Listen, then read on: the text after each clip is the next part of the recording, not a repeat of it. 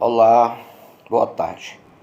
Nós vamos agora falar dos dois últimos assuntos dessa primeira etapa do nosso aprendizado. Vamos falar sobre sociedade em nome coletivo e depois então vamos falar sobre sociedade em comandita simples. Quando a gente fala em sociedade em nome coletivo, algumas informações é muito importante para que você consiga distinguir essa sociedade das demais. A primeira característica que é própria da sociedade em nome coletivo é o fato dessa sociedade só poder abrigar sócios de pessoas físicas. Nós já falamos sobre isso no passado, vocês já viram que empresas podem ser sócias de pessoas físicas ou apenas duas empresas sendo sócias, mas aqui na sociedade em nome coletivo não. Aqui é uma sociedade exclusiva para pessoas físicas. Outra informação importante sobre a sociedade em nome coletivo é que a administração da sociedade deve ser exercida por um dos sócios. A administração da sociedade não pode ser exercida por terceiro. Outra informação importante também sobre sociedade em nome coletivo é que todos os sócios respondem solidário e ilimitadamente pelas dívidas da empresa.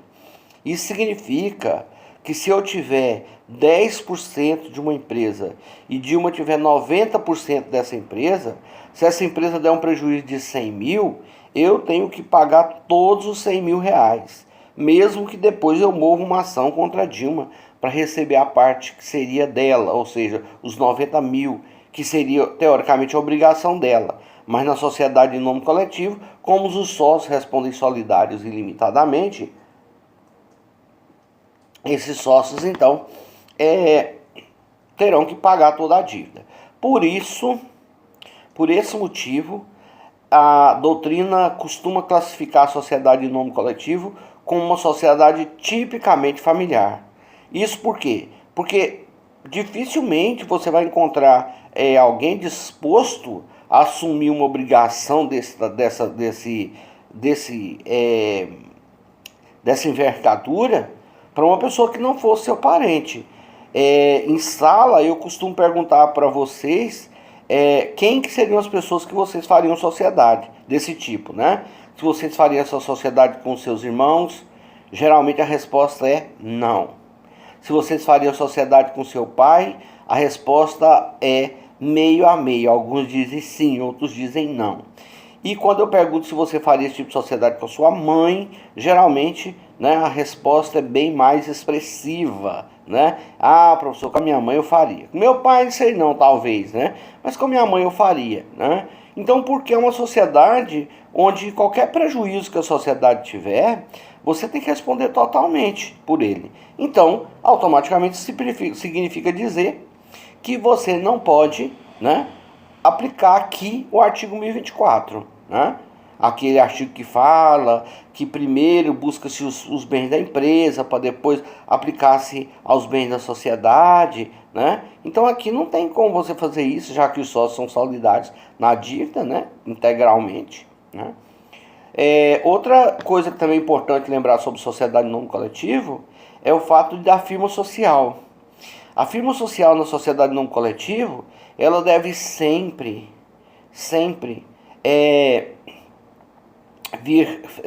ser feita da seguinte forma: sobrenome de alguns dos sócios, de todos ou alguns dos sócios, acompanhado da expressão ECIA.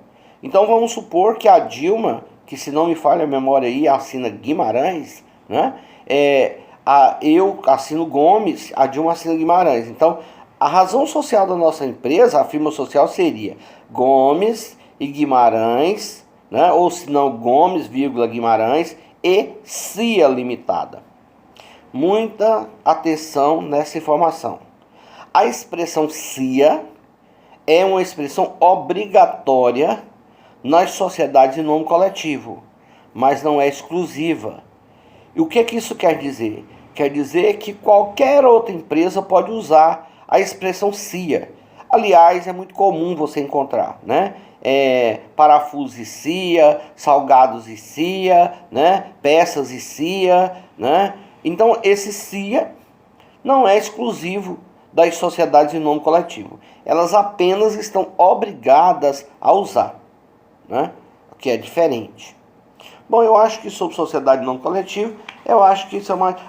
uma informação também muito importante sobre a sociedade não coletiva, que estava me passando despercebido. Depois que eu falo sobre todas essas responsabilidades solidária e limitada, você pode dizer assim, nossa, professor, mas eu não vou querer fazer sociedade com ninguém. Tem vantagem? Tem. Tem uma grande vantagem na sociedade não coletiva. Lembra que eu falei do artigo 1026 na aula passada? O artigo 1026 diz assim que o sócio que tiver dívida particular, o credor provar que não tem mais nada no nome dele, o credor pode buscar a satisfação dos seus créditos nas cotas que esse sócio tiver na empresa, de 3 maneiras, né? Ainda se recorda? Primeiro, buscando lucro, se a empresa tiver lucro. Segundo, penhorando as cotas do sócio, se a empresa estiver estagnada. Terceiro, se a empresa já tiver entrado em liquidação, pedir o juiz para reservar a parte que seria do sócio para o credor particular. Só que esse artigo, essa disposição do artigo 26, não se aplica à sociedade em nome coletivo. Então vamos dizer que eu, a Dilma e o Bruno sejamos irmãos e herdamos lá uma rede de supermercados. Eu estou dando esse exemplo de sociedade limitada porque pode também aplicar à sociedade simples a mesma regra, né? E aplica-se à sociedade não coletiva também. Então, nosso avô deixou uma rede de supermercado para nós. O meu avô deixou 40% para mim, 30% para a Dilma e 30% para o Bruno. Meu avô gostava mais de mim do que deles, né? Então deixou 40% para mim, deixou 30% para a Dilma, 30% para o Bruno. Só que na hora de formalizar a alteração contratual, eu vou chegar para a Dilma e vou dizer, Dilma, eu estou um pouco preocupado, porque o Bruno é uma pessoa difícil. O Bruno faz conta, o Bruno faz dívida, e a gente não tem como resolver isso de outra maneira.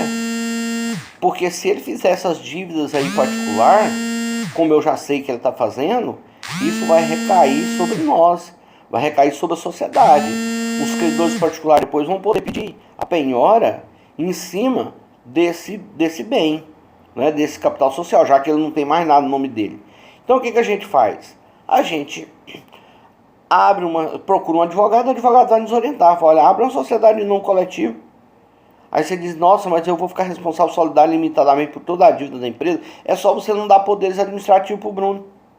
Então, Bruno, olha, todo mês você vai poder tirar X, 5 mil reais por mês. E aí eu e Dilma vamos administrar a empresa. Tudo que o Bruno quer. Retirar dinheiro da empresa sem fazer nada, né? E aí a gente oferece um prolabore para ele, um prolabore simbólico, onde ele não tenha que trabalhar, mas a gente paga. É bom lembrar, prolabore não é adiantamento de lucro, prolabore é despesa, é dinheiro que você pagaria para um particular ser administrador. Só tem direito a receber prolabore sócio gestor, aquele que trabalha em prol da empresa. O próprio nome já diz, prolabore, em favor do trabalho, em favor de quem laborou. Sócio que não trabalha, sócio que não tem funções administrativas, não tem direito a receber prolabore. Mas mesmo assim, nós vamos dar um prolabore para o Bruno de 5 mil, para ele poder nos deixar administrar a empresa sem interferir. E automaticamente, o que nós fizemos? Blindamos a empresa contra credores particulares do Bruno, né? É uma saída e é bem interessante.